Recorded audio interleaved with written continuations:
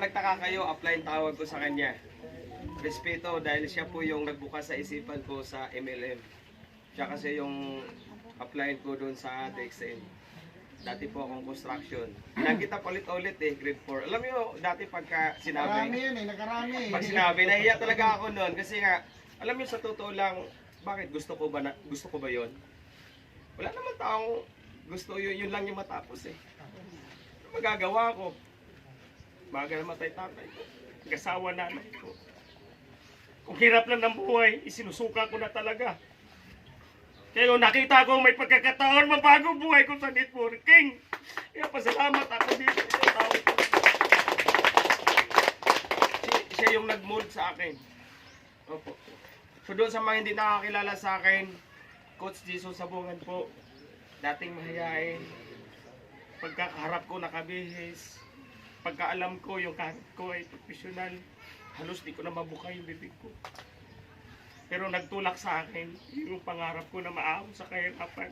Kasi wala namang ibang magbe-break. Walang ibang bubura sa kahirapan namin Kasi bakit? Yung lulo ko mahirap, yung tatay ko mahirap. Kaya kami yung bunga ng kahirapan. Hindi ko kaya sabihin yan. Dati nahiya ako.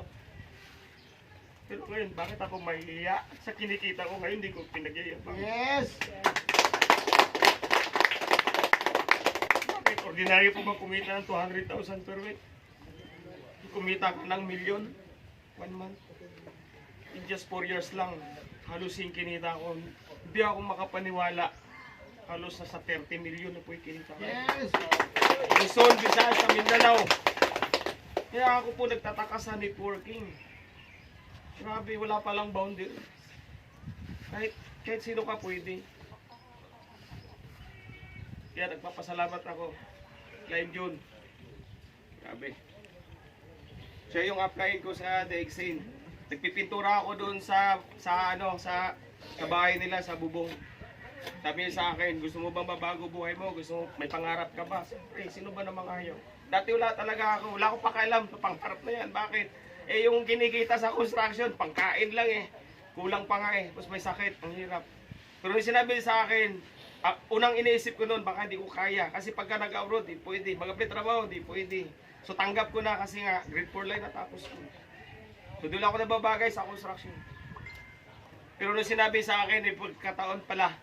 Kaya sabi ko, kahit butas ng krayong yan, kung mababago buhay ko, kahit gaano kahirap yan, gagawin ko talaga. Kasi ako yung tao, napakalaki ng pangarap sa buhay. Pero tama lang din, na-mold po ako. Siya yung naging kasakapan. Dati, noong tinuturuan pa ako, palibasa kasi di ko alam. Pasya na po kayo, medyo missional Gusto ko lang po samantala yung pagkakataon, at least nandito po kayo. Kasi hindi lang po kasi barya po talaga kikitain natin dito. Dapat alam mo, dapat ikaw mismo yung salita ramdam mo. Merap kasi yung mauubos lang tayo mo, walang value. Kung halimbawa lang sumama ka dito para kumain ng lechon sa maligo, sayang yung ininvest mo. Tama? So, gustuhin namin na maisama namin kayo, pero hindi namin alam na makakasama talaga namin. Pero kami, talaga hindi na kami mapipigilan. Bakit? Ang laki ng market Billion po usapan dito, So, yun po, siya, sabi niya sa akin. Tapos, tinuruan niya ako. Alam ko naman, medyo malalim yung mga binabanggit dito. Kasi ang iba dito is karamihan, is talagang hindi pa gano'n nakatraining. Tama po ba? Baka nagulat kayo. Ang iba lang kasi dito, kumita lang. Kasi bakit? May live and diet kasi, kumita na talaga. Hindi pa nakaranas talaga ng mga, doon sa mga binabanggit ng mga trainings na kailangan natin magiging active tayo doon. So, yun yung pag-uusapan natin, imo-mold natin. Ano ba yung imo-mold? Ibig sabihin, hindi kasi natin napasok sa eskwelahan to. So, entrepreneur, ibig sabihin, karanasan, Dito, sa negosyo natin, karanasan. Kaya may mga resulta dahil actual namin ginagawa yun, yung isi-share namin sa inyo. So, sabi nga, ay makinig lang sa upline. Tama po ba? Ayan. So, nung sinabi niya sa akin, nakinig lang ako. Dahil may pangarap ako sa buhay, handa po ako, willing pa ako, kahit masaktan ako. Kaya isang beses po, di ko makalimutan sa kanya. Noong kinausap niya ako, at iniisip ko nga noong mga panahon na yun, nung kinausap niya ako na mas, hindi ko kasi nagisnan yung,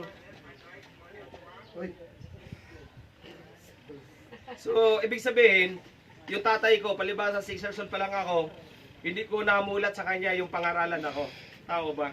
Tapos nung nag-asawa yung nanay ko, naiwanan din. Ibig sabihin, 8 years old pala ako, karapatan maglaro. 'Di ba? Ganun yung mga edad, kung hindi ko na nagawa yun. Bakit? Kasi wala na yung nanay ko. 'Di ba? Tapos doon lang ako sa lula ko, namatay din dahil matanda na. So sa mga relatives na lang. Mahaba na akong isa-isay ko pa. So mali salita, noong kinausap niya ako, kasi pangarap pinag-uusapan, so parang siya ang tatay ko. So mga panahon niya ako, sabihin sa akin, nagsabihan ako, hindi ito yung sarili ko noon sa panahon na yun. Hindi naman ako napakain ng tao to eh. Kasi napakain sa akin, sobra. Umiyak talaga ako. Yung luha ko, yung sipon ko, yung panyo ko po, talagang basang-basa. Pero tinanong ko yung sarili ko, bakit kailangan ko gawin? Kung ito lang na maging dahilan para mabuksan kaisipan ko, para makuha ko yung mga pangarap ko, why not? Bakit? Ispilahan nga eh. Tama po ba? Sa kanya, dibdiban. Kaya ang napakinabang ko doon sa company na yon sa DXN, yung matuto po, no, mabuksan kaisipan ko na may chance pala na pwedeng mabago buhay ko. Kaya sabi ko, kako, magmula na lang sa akin yung hirap ng buhay. Sinong mag-aakala sa akin, tama? Na ako pala ang mag-break ng kahirapan. Hindi ako pag-aral, pero yung mga anak ko po, graduate, no? Yung panganay ko, graduate. Yung isang anak ko po ngayon, nag-take exam po sa UP, no? Grabe, sabi ko sa sarili ko, pag graduate, sabi ko lang sa anak ko, huwag ka lang magpadala dyan dahil IPA dyan. Kasi UP po siya ngayon. So, yun po, plano ko talaga dito sa Mindanao, binta ko yung bahay ko, 6 million, bilhin na akong kondo para sa anak ko. Plano talaga dito ako magstay, no, sa Mindanao. Yes! Kaya simulan natin, biro po, kung ayaw nyo, okay lang. O, kung wala kayo nakita dito, mas lalim, kung sumali kayo dito at sumama kayo dito para malibang lang, so choices nyo yun. Pero kami kasi, sasabihin namin, mas diin. Kasi bakit? Kami yung mga tao na kailangan namin mag-invest ng time, dapat may value. Kasi kung hindi mo bigyan ng value yung time na ini-invest mo, ikaw din yun. Tama? Ikaw din yun kasi ikaw may magsasacrifice eh. Tama po ba? Kasi mahirap kumausap ng tao, sabihin mo, may pagyaman dito, hindi ka seryoso, sinungaling ka. Pagtatawanan ka, bakit? Sabihin mo, inikayat mo ibang tao, may pagyaman dito, hindi ka seryoso. Kaya gawin natin seryoso. Okay lang po ba? Yes! Yan. So, sa dami na sinasabi, no, lahat kayo po, congratulations, maraming salamat, palakpakan natin yung sarili natin. No? Start pa lang ito, panimula. No? So, walang ibang magsisimula dito. Kung alam niyo po, kung nagbasa kayo libro, alam niyo po kasi ako, dati nung nagtatrabaho ako, bagamat di naman nakaintindi ng English, pero naging matalino ako doon sa katabi ko kasi college graduate. So, nagbasa ako yung libro ni Robert Kiyosaki, yung cash flow. Pag nagbasa kayo